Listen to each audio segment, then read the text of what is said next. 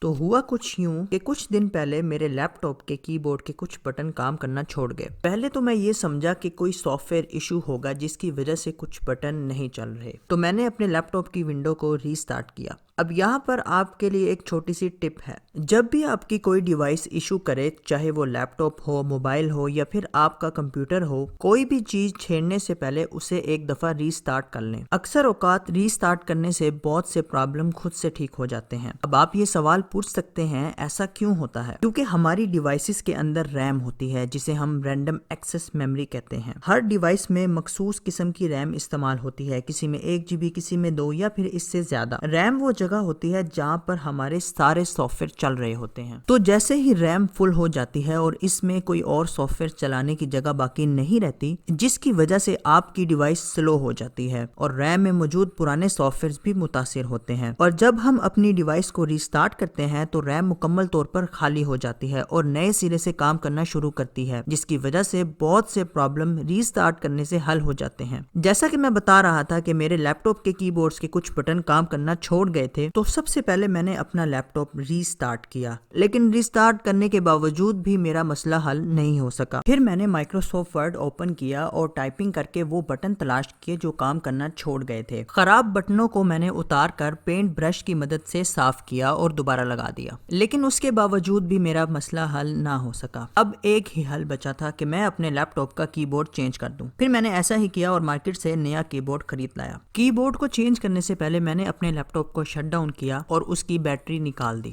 اسکریو driver کی مدد سے لیپ ٹاپ کا بیک کور ریموو کیا اور وہ والے پیج کھولے جن سے لیپ ٹاپ کا کی بورڈ جڑا ہوا تھا۔ اب یہ کیسے پتا چلے گا کہ کون سے اسکریوز کے ساتھ لیپ ٹاپ کا کی بورڈ جڑا ہوا ہے؟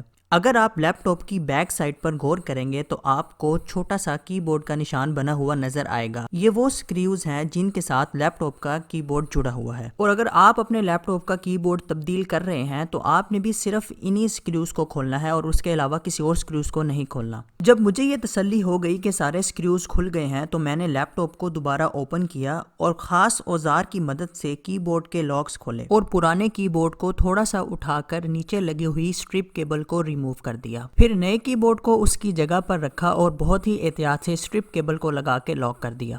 نئے کی بورڈ کو تسلی کے ساتھ فٹ کیا اور یہ چیک کر لیا کہ کہیں کوئی فٹنگ ایشو نہ ہو۔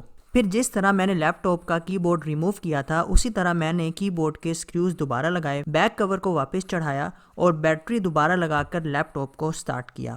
پھر مائکروسافٹ ورڈ اوپن کر کے ہر بٹن کو پریس کر کے چیک کیا کہ آیا کہ نیا کی بورڈ صحیح کام کر رہا ہے یا نہیں، جو کہ ٹیسٹنگ میں پاس ہو گیا اور بہت عمدہ چل رہا تھا۔ تو یہ تھی دوستوں آج کی ویڈیو۔ اب میں مزید آپ سے کچھ باتیں کرنا چاہوں گا۔ اگر آپ اپنے لیپ ٹاپ کا کی بورڈ صاف کرنا چاہتے ہیں تو ایک بات ذہن میں رکھ لیں کہ ہر لیپ ٹاپ کا کی بورڈ ایک طرح کا نہیں ہوتا۔